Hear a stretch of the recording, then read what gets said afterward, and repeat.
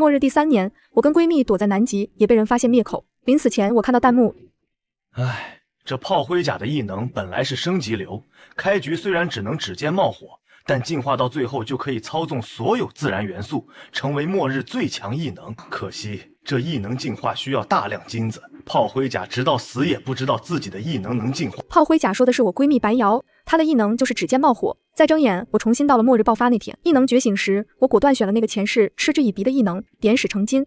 上一世末日爆发第1天，所有人都有异能2选1的机会，我几乎没有思索就选了透视。毕竟末日来临，全球资源短缺，动植物变异，进入混乱时代，谁能活下去，在末日里活得更好，全看谁的异能更强大。我也不知道我前半辈子行善积德，怎么就分到2个这么废的异能，可也只能矮子里面拔高个。后来我的透视异能在末日生存里没有起到任何作用，顶多在有危险的时候提前发现，及时逃走。就这样，我跟闺蜜白瑶一路逃一路躲，直到逃到南极。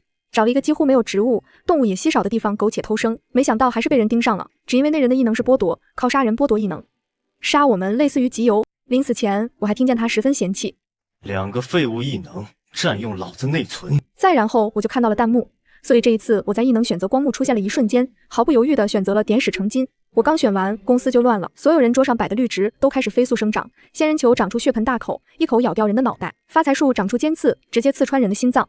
所有人都尖叫着逃跑，隔壁部门的闺蜜火急火燎的过来，看到我往洗手间跑，急得眼泪在眼眶打转。唐尼，往那儿跑干嘛呀？我们得赶紧走！见喊不回来我，她一咬牙朝我跑来，我们躲到厕所隔间。还好前2天洗手间绿植因为清洁剂中毒死了一片，还没来得及补上，这里暂时安全。白瑶哭得梨花带雨，害怕的抱着我哭。昨天我们还在说今天下了班去喝酒，怎么突然世界就变成这样了？来不及说，没用的。你的异能是什么？异能？之前那个奇怪光幕上选择的吗？我的是操纵。白瑶吸了吸鼻子，伸出食指，只见一簇跟火柴擦出来差不多大小的小火苗在她手指跳跃。应该是操纵火苗吧。我眯了眯眼，如果那个弹幕说的是真的，操纵的意思应该是操纵一切自然元素，如果以后能成长起来，的确是很逆天的异能。你是战斗型异能吗？我摇头，还没来得及说话，他就用袖子擦擦眼泪，坚定地挡在我前面。别害怕，从小到大一直是你保护我，现在轮到我保护你了。他的后背在微微颤抖，明明自己已经怕得要死，还逞能。白瑶胆小，从小到大都是。小学时我爸妈离世，我在大伯家寄人篱下，刚转到新学校就看见那些男生在白瑶的头发上放毛毛虫，其中最猥琐的就是我表哥，我直接拿起书包砸了过去。我被大伯大娘关在家里不给饭吃，他踩着防盗窗爬上来给我送饭。白瑶胆子小，可一旦跟我相关，他从不怕事。我看着他孱弱却挺拔的背影，默默握紧拳头。这一世我们不会一直躲了，我会让你成为末日最强。你戴上这个试试。这就开始整理仪容了吗？你把唯一的贵重首饰给我了，你的仪容怎么办啊？我无语地把项链挂在他脖子上，只一瞬间，金子就融进了他的身体，只剩一根孤零零的黑绳子。什么情况？我让他再试试异能，指尖上仍然只有一小簇火光跳动，但隐约比刚刚大了一点，但大的那一点微乎其微，看来还是金子太少了。我推开了所有隔间的门，想试试我的异能，却没看到一坨粑粑。之前那些大号不冲水的人呢？你想蹲坑吗？变异植物一到晚上会行动迟缓，但变异动物会在夜间更加可怕。我们趁绿植迟缓，赶紧逃出洗手间。没跑2步，白瑶就被一袋垃圾绊倒了，袋口松开，我闻到一股臭味，打开一看，竟然是隔壁宠物用品公司养的几只猫员工的粑粑。我两眼冒光，克服了很大的心理，伸出手指戳了戳，刹那间金光一闪，一袋子的猫粑粑都变成了金灿灿的金子。我靠，你这技能牛逼啊！咱们发财了！发什么财？发菜了！白瑶还在发愣，我直接把那些金子塞进他怀里，金子在接触他皮肤的那一刻便融进他身体里。好奇怪的感觉，我好饱啊！现在就在这时，宠物用品公司躲着的员工惊慌失措地跑出来，刚好看到这一幕。白瑶站在空了的猫粑粑垃圾袋前，止不住地打饱嗝，空气一时安静。靠，太变态了！我们从消防通道往下走，白瑶本想试试他现在的实力，没想到还没来得及试，就被藏在楼道里突然冒出来的一个秃顶男人吓了一跳，竟然还是熟人，我的部门总管。正常，他见是我们2个瘦瘦弱弱的女孩子，松了一口气，紧接着便是跟往常一样的猥琐嘴脸，上下打量我们，邪魅一笑。你们俩应该没车吧？这外面现在还不知道多危险呢，你们敢就这么出去？他从口袋里拿出车钥匙晃了晃。新时代来了，唐宁，我再给你一个机会，要不要跟了我？我的异能可是力大无穷，你要是把我伺候好了，我心情一好就护着你。我冷冷地看着他，在部门有不少女生都被正常性骚扰过，我也是其中之一，但我比较刚，我报警了。但正常是领导亲戚，这事就大事化小，小事化了了。从那之后，他也不敢明着搞我，就背地里给我造黄谣，穿小鞋。有一次他造谣造到白瑶的部门，一向胆子小的白瑶直接给他泼了一脸水，还因此挨了处分。正常估计早就想整治我俩了，刚好我俩又送上门。你这嘴咽了几年啊，这么入味儿？癞蛤蟆搂青蛙，你是长得丑玩的花？你敢骂我？别说骂你了，你要是听不清，我还能刻你碑上。见正常撸起袖子，手臂上青筋暴起，双手膨胀了1倍，他的一只拳头都比我脑袋大了。白瑶有些害怕的后退了一步。宁宁，咱们这么作死真的好吗？放心，你现在比他强，不要怕，试一试。白瑶对上我笃定的眼神，神色一变，充满斗志。敬酒不吃吃罚酒，都这个时候了，悄无声息消失2个人很正常吧？最后一个字还没说出来，就随着他整个人飞出去，化成一声惨叫。白瑶吹了吹掌心冒出的一缕青烟，眼神凌厉。欺负我可以，欺负我闺蜜，找死！说完就转头抱着我的胳膊摇。天啊天啊，人家刚刚怕死了。我们家瑶瑶真棒。消化了易拉鸡袋的金子后，白瑶已经能发出拳头大小、具有破坏力的火球了。正常被那团火球冲击到楼梯间的平台上，躺着抽搐，脑袋冒烟，本就不多的头发全烧没了，整个人黢黑的看不见表情。我走过去，在他旁边蹲下，从他口袋里拿出车钥匙收进手心。感谢秃头啊不，光头大哥的馈赠，拜拜。我开着车带白瑶行驶在街道上，街上已经乱了，虽然植物暂时休眠，但变异的动物们全都出来捕食，正在虐杀人类。刚刚觉醒异能的人类还在生疏抵抗，一时间街道哀嚎遍野。白瑶抓紧了安全带，重眉担忧道：宁宁，咱们能去哪儿啊？我眼神坚定，朝着目的地踩下油门。化粪池。原本我是想体面点，先去抢劫金店的，但到地方一看，老板娘带着儿子躲在柜台后瑟瑟发抖，店里已经被洗劫一遍，到处都是玻璃碎渣。白瑶怕他们孤儿寡母在店里危险，答应让他们上车，顺路送他们去一个安全点的地方。车上我一直教育白瑶不要圣母心，都末世了，咱得先自保。白瑶低头挨训不说话。后座的老板娘搂着儿子听到了，主动说：我们2个的异能都很没用，不能连累你们。妹妹，你们是好人，跟那些趁着乱世就没良心来抢劫的歹人不一样。作为去晚了一步的歹人，我很心虚。老板娘的话就像当头一棒，给我敲清醒了。她说的对，如果因为末世就失去人性，那我跟上辈子对我们进行虐杀的变态有什么区别？把我们放在路边就好。好什么好？路边都是变异野猫，你俩能活？你说你的异能废，你是什么异能？做饭。做饭？对，我做出的饭菜不仅美味，还有药用。奶妈，谁说这异能废啊？这异能可太好了！我们俩都是厨房杀手，做的菜难以下咽的那种。有老板娘在，吃饭就不愁了。我们当即带着老板娘周姐、小涛母子俩一起去了郊区的化粪池。我撸起袖子，好不容易做好心理建设，打算大展身手，结果发现我只能将固体形状的粪便变成金子，而化粪池里那些已经发酵好几个月的东西，固体粑粑含量少之又少。好在我又发现我不用直接接触，于是戴着塑胶手套在里面捞了捞，给白瑶捞出5斤黄金。接下来的半个月，我们又找了几个化粪池，可惜转化的黄金越来越少，那些沉的到底不如新鲜的。白瑶的实力已经提升了不少，我们马不停蹄赶往更远的化粪池，却没想到在去的路上被打劫了。对方5、6个人有组织有预谋，在路上撒了钉子。等我们的车被逼停，他们一窝蜂从角落冲出来，砸开车门，抢走了我们放在车里余量不多的物资。白瑶正要动手，那伙人里突然有人站出来，瑶瑶，竟然是白瑶的前男友刘伟。这王八蛋当初跟同事聊骚后，被白瑶分手，一直在死缠烂打求复合。他们明显拉帮结派，成立了组织，而刘伟就是一个小喽啰。二哥，这都是我旧识，您看要不要收进组织当打杂的？那壮汉不屑地看着我们。我们组织可不是什么臭鱼烂虾都有，我先看看他们的异能都是什么。说完，他瞳孔发出蓝光，竟直接念出了我们的异能名字：做一手好饭，小小打火机，点屎成金。越念脸色越臭，看到周姐的儿子小涛，连异能名字都懒得念，气得咬牙。这群废物竟然能凑到一起，我带回去干什么？吃白饭吗？带回去扫厕所也好，咱们组织上100号人，日后没人打扫也是个问题啊。我跟白瑶一听，有吃有住，还有厕所扫。而且上100号人每天产出新鲜的便便，很可观啊！我们愿意跟着大哥，哪怕是扫厕所。他们的组织叫利刃，据点在一家已经人去楼空的办公楼，收揽了很多异能强势的人。正因为异能都不错，所以谁都不愿意做一些打扫卫生、洗衣做饭的活。壮汉思索一番，就降低收揽标准，收了我们这几个废物。我跟白瑶被分去扫厕所，周姐母子负责做上百人的大锅饭。上班第一天，我看着已经半个月没打扫的茅坑，两眼放光，迫不及待地戴上橡胶手套，全都给变成了金子。我一边转化，白瑶一边消化。组织负责人看着整洁一新的厕所，直夸我们是扫厕所的好苗子。那可不，这工作简直是为我们量身定制。周姐每天做饭的时候都用异能让饭菜可以加快肠胃蠕动，增加排便量。我们工作量越来越大，却丝毫不嫌累，干得格外起劲。可他们太能拉了，连刘伟都看不下去了，悄悄过来找白瑶。瑶瑶，你到现在还不肯原谅我吗？白瑶忙着扫厕所，懒得搭理他。末世前，白瑶爱搭不理也就算了，毕竟刘伟是个凤凰男，没有硬气的背景。可现在他觉醒了可以隔空取物的异能。虽然没那么强大，但总比白瑶这个只能冒点火苗的废物异能要好吧。白瑶此刻的态度伤到了刘伟可怜的自尊心，他一把抢过白瑶的扫帚，摔在地上，破防大骂：扫，有什么好扫的？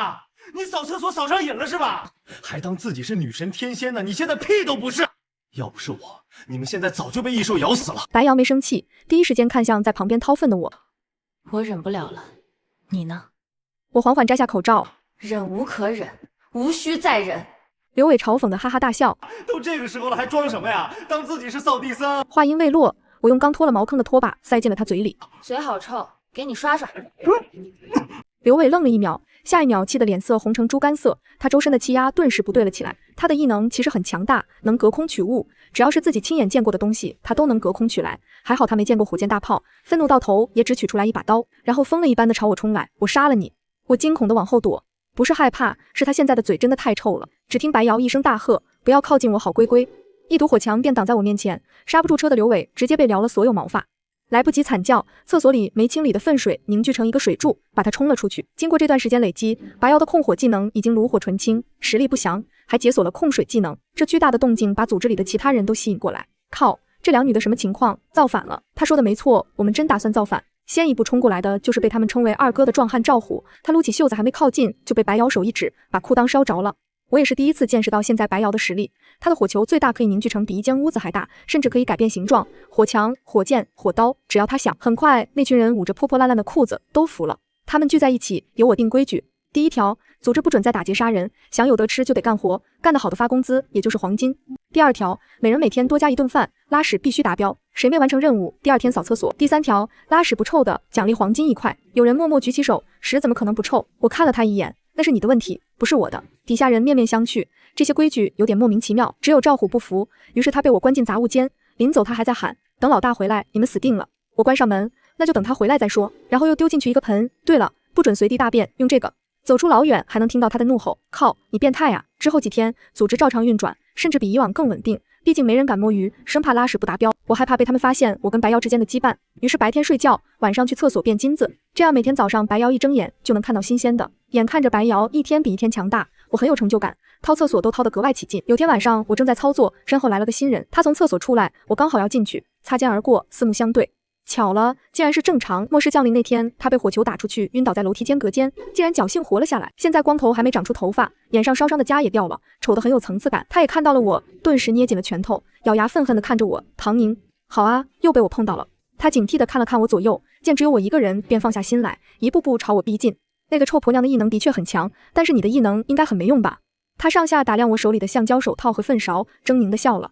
听说这组织挺厉害，我现在被收编了，混得还行。你呢？掏粪工。悄无声息消失一个掏粪工，应该没人会在意。话音未落，他的拳头便迅速暴涨，比我脑门还大2倍。看来这段时间他的异能也运用得更熟练了。我侥幸躲过一击，正常见我一直没有还击，也确定了我的异能的确不是攻击型，便彻底放下心，满脸仇恨地朝我冲来。这次他把拳头变得跟门一样大，如同泰山压顶。不过拳头变大了，动作也笨重了。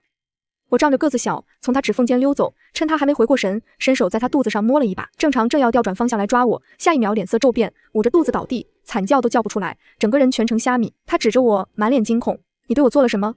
我神秘兮兮地笑了笑，你猜？蠢货，本来是想来蹲坑的，结果连屎都没拉就急着来教训我，那一肠子的存货全被我变成了金子。他现在只是腹痛难忍，但很快就会肠壁坏死，多器官衰竭而死，顶多也就活1-2天吧。我冷冷地看着他，这都是他自找的。都这个时候了，我可不会还有什么心理负担，觉得不能杀人。我拍了拍手，正要继续干活，只见厕所里哆哆嗦嗦出来一个瘦小男人，他拎着裤子，看看在地上已经晕厥的正常，又看看我，仿佛看见恶鬼般惊恐地跑走了。第二天，组织开始传言，热衷掏厕所那女的实力恐怖，能杀人于无形。我在组织里的地位隐隐超过了白瑶，我在她面前嘚瑟，可白瑶却很担心。那是你运气好，你的异能没有一点攻击性。如果我不在你身边的时候，你碰到不能近身的，或者是刚拉过屎的敌人，你能怎么办？我笑嘻嘻，这不是有你保护我吗？他表情很是沉重，看着我不吭声，半晌才皱眉叹了口气。这荒唐的世界什么时候是个头啊？他很是担心我的安危，于是给我派了一个战力不错的保镖贴身保护。那小伙子第一天上岗就全副武装，穿着击剑防护服。我无语，你干嘛？他不敢靠近，听说你只要碰一下别人就能杀人，我怕死。我们又过了一段时间好日子，每天养养会吃小虫的变异花，让周姐研究变异兽怎么做好吃，顺便给饭菜里加点能美容养颜的特效药。可突然某天，一个比我们规模大数倍的神秘组织正在扩张，所到之处要么收编，要么屠灭。他们的老大无名异能是吞噬，可以杀掉别人后掠夺别人的异能化为己用。赵虎听到这个消息狂喜，老大终于杀回来了。我一巴掌把他拍晕了，吵死了。白咬察觉到我的不安，有些担心，怎么了？我已经心乱如麻，不知道该怎么跟他说。我听到那个描述的时候就觉得不妙。上辈子杀了我们的那个变态，异能就是剥夺异能。我问出去探查消息的小弟，那个人长什么样？小弟描述他说是30多岁的男人，左眼有一道疤，笑起来让人浑身发冷。确认了，就是上辈子那个说2个废物异能占用老子内存的杀人狂。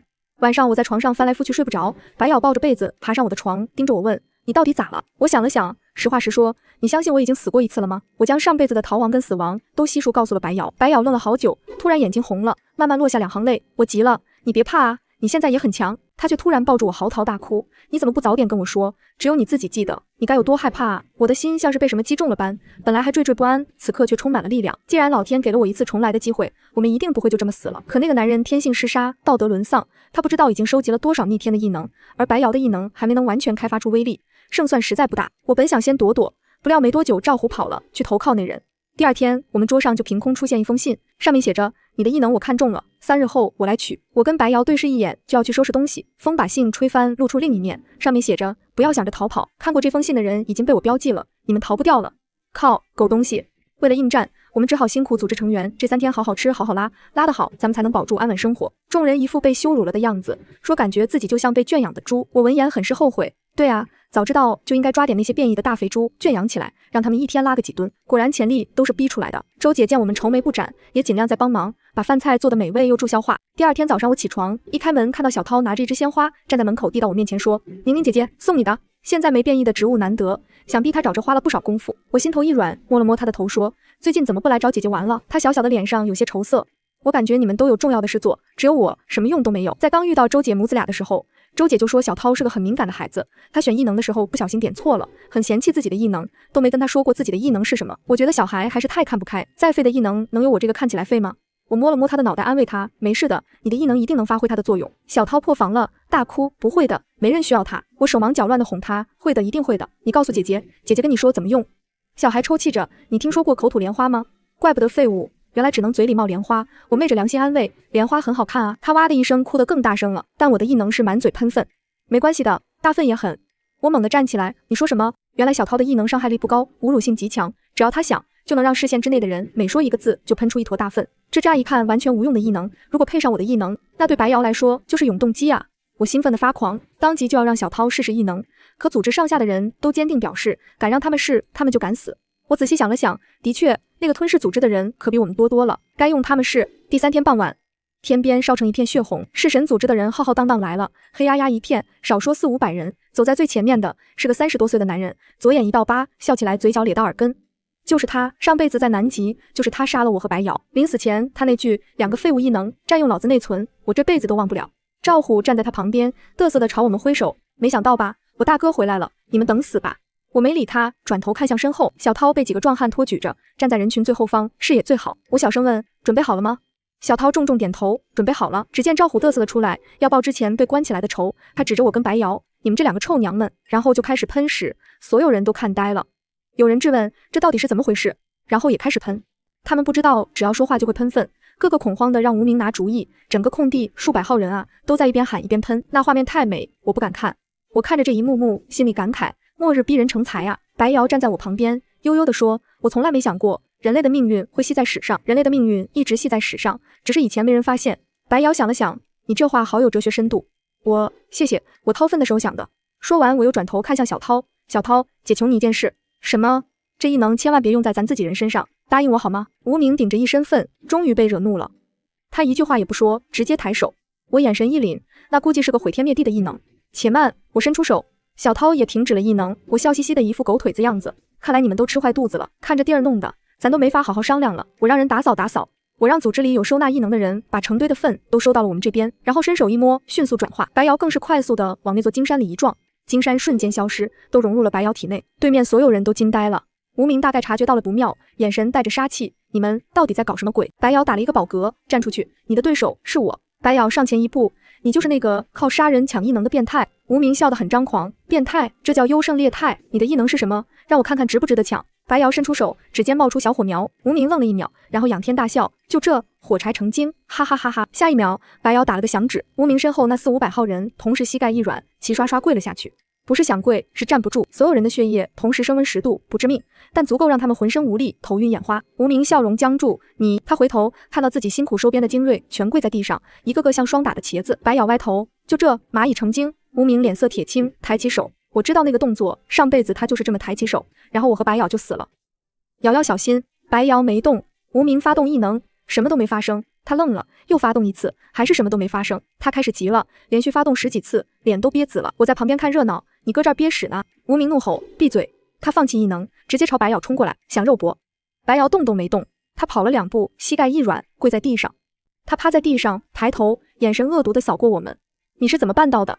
我也惊呆了，太牛了，怎么办到的？白瑶神秘地笑了笑，我把他膝盖里的钙抽走了。我勒个概念神！白瑶能控制自然元素，你也没说是元素周期表里的元素啊。但很快，无名又站了起来，好像消除了所有负面状态。他愤怒地扯了扯嘴角，我要你们付出代价。他话音未落，我脑袋就开始剧痛起来。应该是他的精神系异能。白瑶赶紧扶住我，冷冷地看着无名，我说了，不准欺负我闺蜜。他伸手一指，我脑袋的疼痛顿时没了，而无名也愣住了，他不可置信地看着自己的手，我的异能呢？我那上千个异能呢？上千个！他竟然杀了上千个人！白瑶哼了一声，你控制异能的神经元被我关了，从此以后你就是一个普通人。无名愣愣地坐在地上，试着抬手，没有异能；试着瞪眼，没有异能；试着张嘴，连话都说不利索了。我的异能呢？没人理他。我看向他身后那400-500个跪着的人，你们呢？是打算继续跟着他，还是投降？那群人互相看看，齐刷刷举手，投降，投降。赵虎也在其中，举得最高。我看向他，你刚才说谁等死？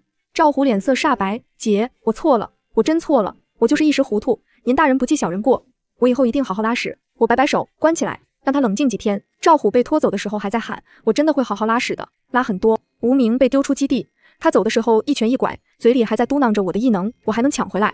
他走出大概200米，路边草丛里突然窜出一只变异猫。末世前是宠物猫，末世后长得跟小老虎似的，他早就盯上这个走路不稳的猎物了。无名回头看到他，想跑，但膝盖不行，猫扑上去，一声惨叫，然后安静了。白瑶站在基地门口看着这一幕，沉默了一会儿，转头问我，咱们上辈子就是这么死的吗？我摇头，比这个快，他没给我们挣扎的机会。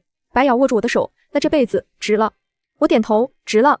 3个月后，基地已经成了这片区域最大的幸存者聚集地。我们收编了弑神组织剩下的那些人，又陆续接纳了其他小基地的幸存者，现在总人口超过2000人。基地的规矩还是那3条：第1条，不准打劫杀人，想活着就得干活；第2条，每人每天必须拉够定量，拉不够的扣伙食；第3条，拉屎不臭的奖励黄金。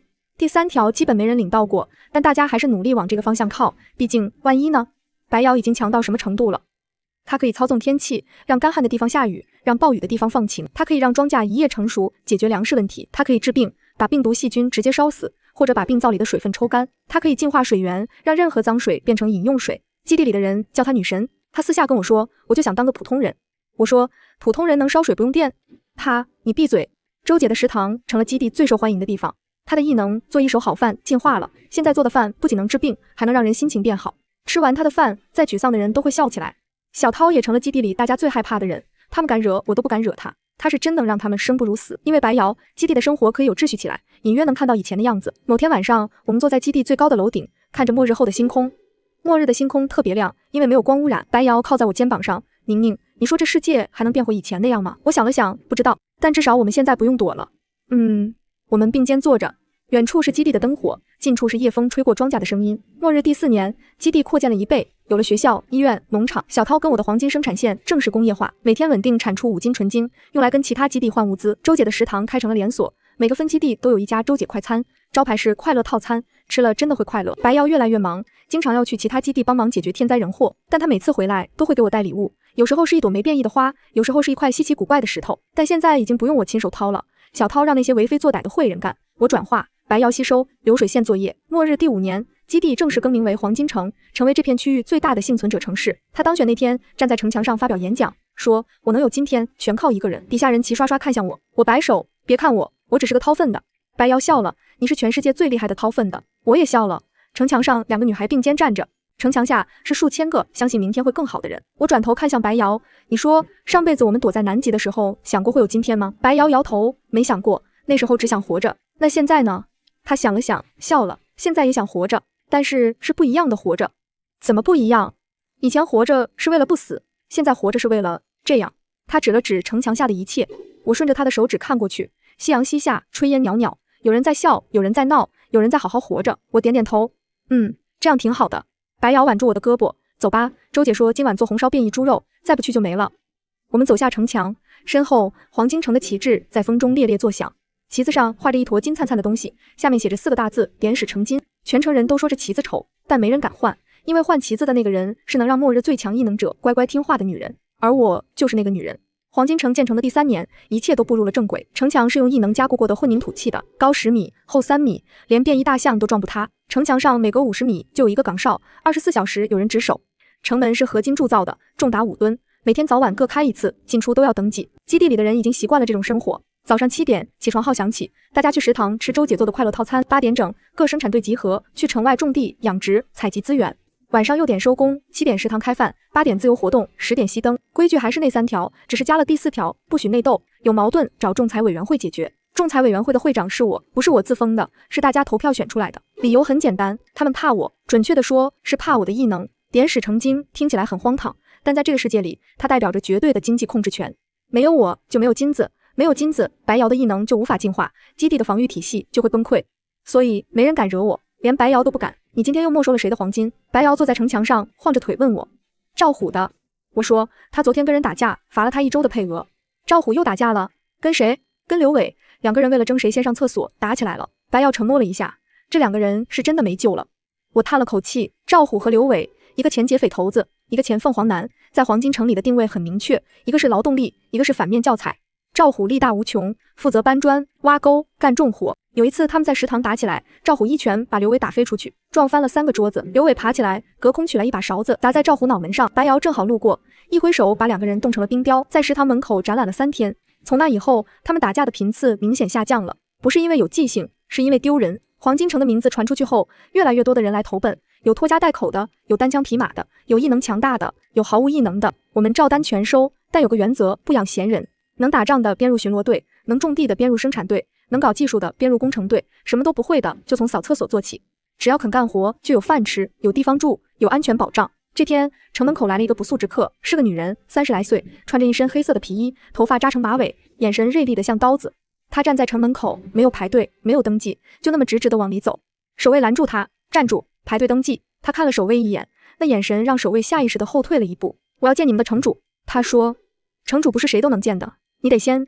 我说了，我要见你们的城主。他的声音不大，但带着一种不容置疑的气势。守卫犹豫了一下，还是跑来找我。我正好在城墙上巡视，听见守卫的汇报，往下看了一眼。那女人似乎感应到了我的目光，抬起头，直直地看向我，四目相对。我心里一紧，这个人的眼神，我在上辈子见过，是那个无名身边的2把手，一个叫影的女人。让她上来。我对守卫说。女人走上城墙，站在我面前，上下打量了我一番。你就是唐宁？我是。你是谁？我叫影，我要加入你们。我看着他，没有说话。我知道你在想什么。他说，你怕我是卧底，是那个人的手下，你不是吗？曾经是。他说，但那个人已经死了，我现在无主。所以你来投奔我们？不是投奔，他纠正道，是合作。我有你们需要的能力，你们有我需要的东西，公平交易。你需要什么？安全。他说，这个世道，一个人活不下去。我沉默了一会儿，然后问，你有什么能力？他伸出手，整个人从我的视线里消失了，不是隐身衣那种模糊的透明，是彻彻底底的消失，连气息都感觉不到。几秒后，他又出现在原地。我可以隐形，可以无声无息地接近任何人。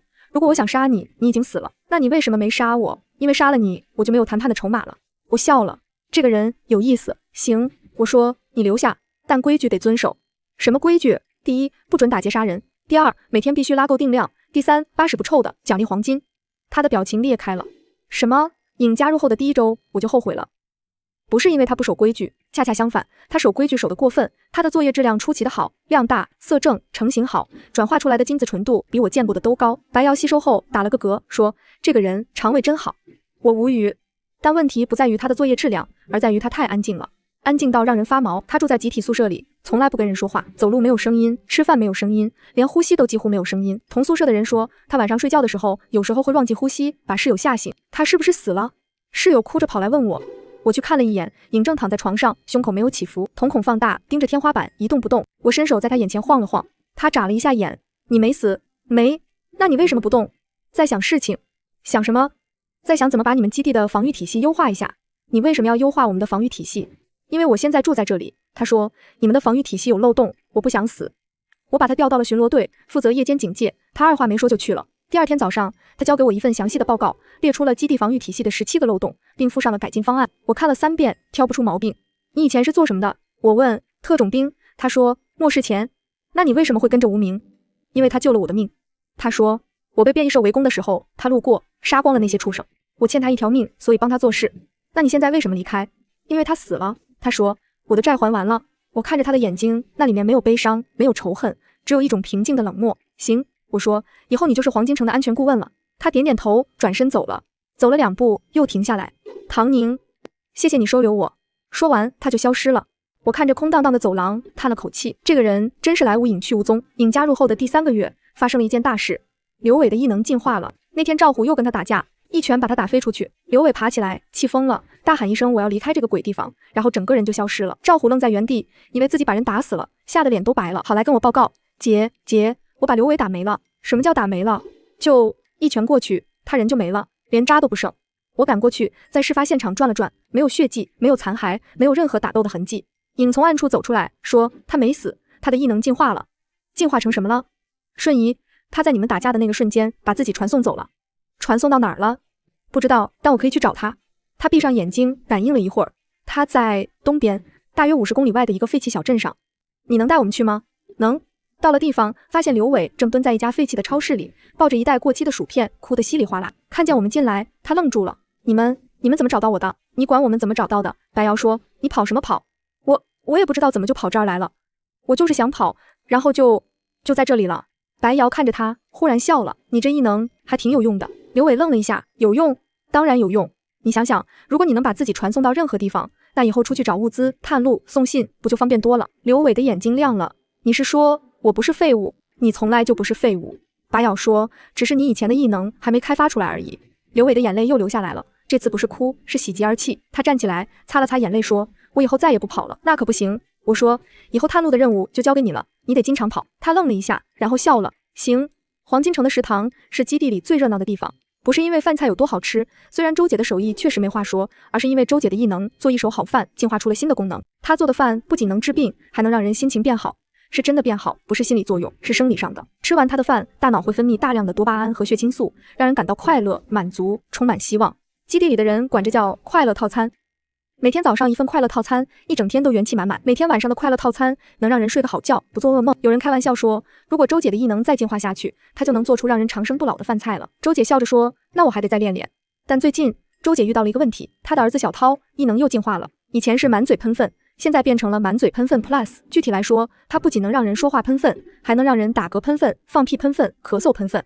有一次，小涛跟一个小朋友吵架，对方骂了他一句，他一生气让对方放了个屁，结果那个屁变成了半斤稀粪，喷了一裤子。小朋友哭着跑去找妈妈，妈妈哭着跑来找我，唐城主，你管管那个小孩，他欺负我儿子。我看了看小涛，小涛低着头，眼泪在眼眶里打转。我没有欺负他，他说是他先骂我的。我叹了口气，蹲下来摸了摸他的头。小涛，姐姐知道你不是故意的，但你的异能太强了，不能随便用，以后除非有坏人欺负我们，不然不要用这个异能，好不好？小涛抬起头看着我，眼睛亮亮的。那如果赵虎叔叔欺负我呢？赵虎叔叔不会欺负你的，他怕你。那如果刘伟叔叔欺负我呢？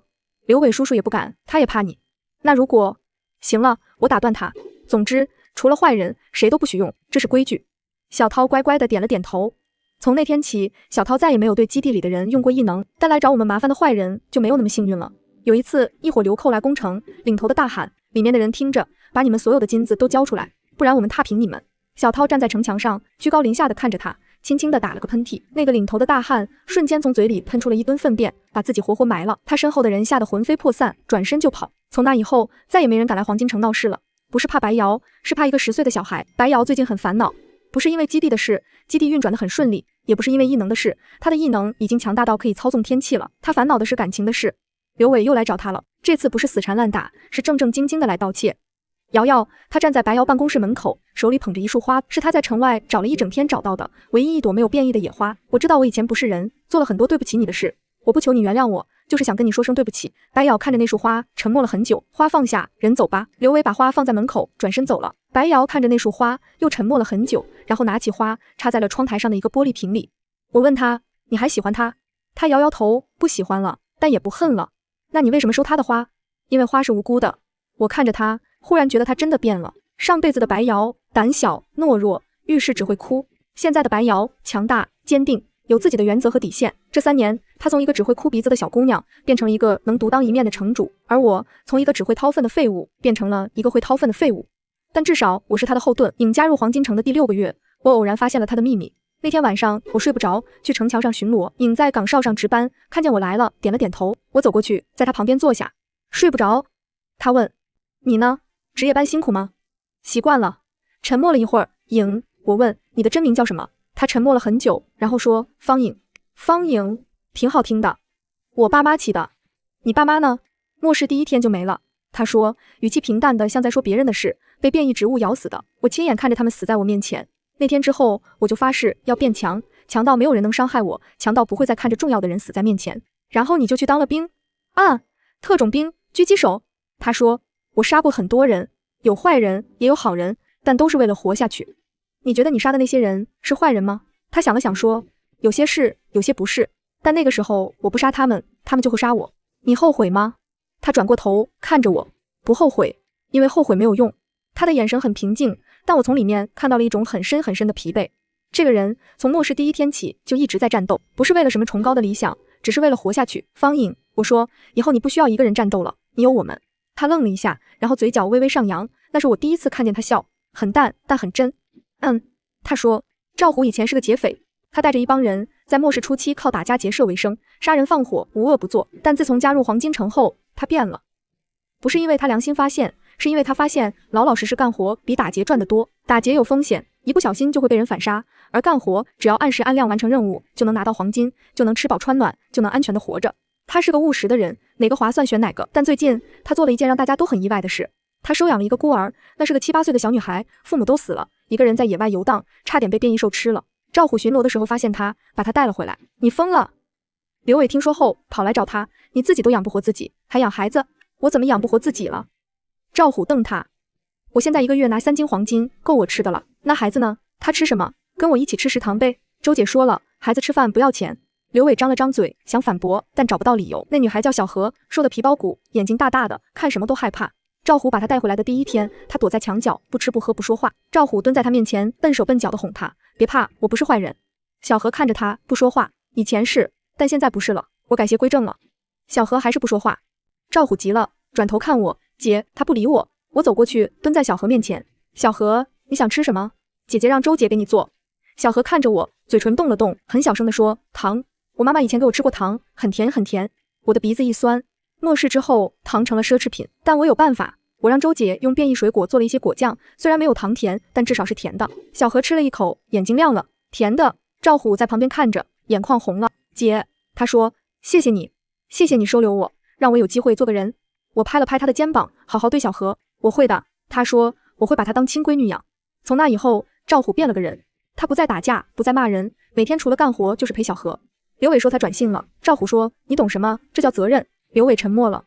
过了几天，他也去收养了一个孤儿。白瑶知道了，叹了口气，这2个人攀比心真重。我笑了，但不管怎么说，这是好事。在末世里还能有人愿意对别人好，说明这个世界还没有完全烂掉。黄金城建成的第4年，遇到了最大的危机，不是人祸，是天灾。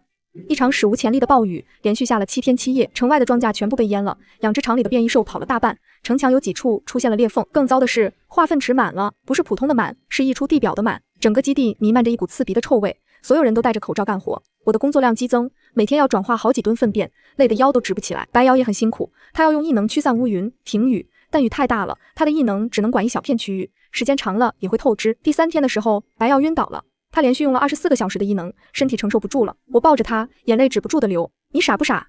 你不能这样透支自己。他虚弱的笑了笑，没事，就是有点累。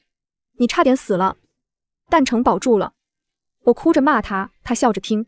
旁边的影看不下去了，说：“你们俩能不能别这么肉麻？”我瞪他，你闭嘴！影耸耸肩，消失了。白瑶休息了1天，又起来继续用异能。雨终于在第7天停了，阳光重新照在大地上的时候，全城的人都哭了。我们挺过来了。暴雨之后，基地损失惨重，庄稼没了，城墙裂了，物资也消耗得差不多了，但没有人放弃，大家撸起袖子开始重建。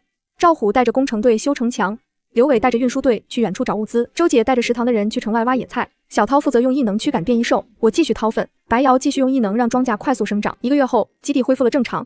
3个月后，基地比以前更好了，我们加固了城墙，挖了排水渠，建了新的化粪池，还修了一座水塔。白瑶站在城墙上看着这一切说：“我们做到了。”我说：“他转过头看着我，唐宁，谢谢你。谢我什么？谢谢你选了点使成金。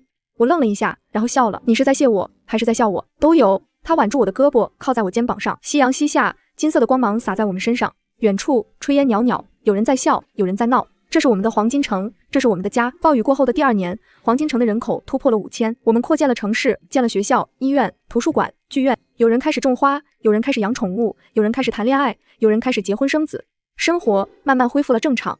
有一天，白耀忽然问我：“你还记得上辈子的事吗？”我说：“记得。”你还恨那个人吗？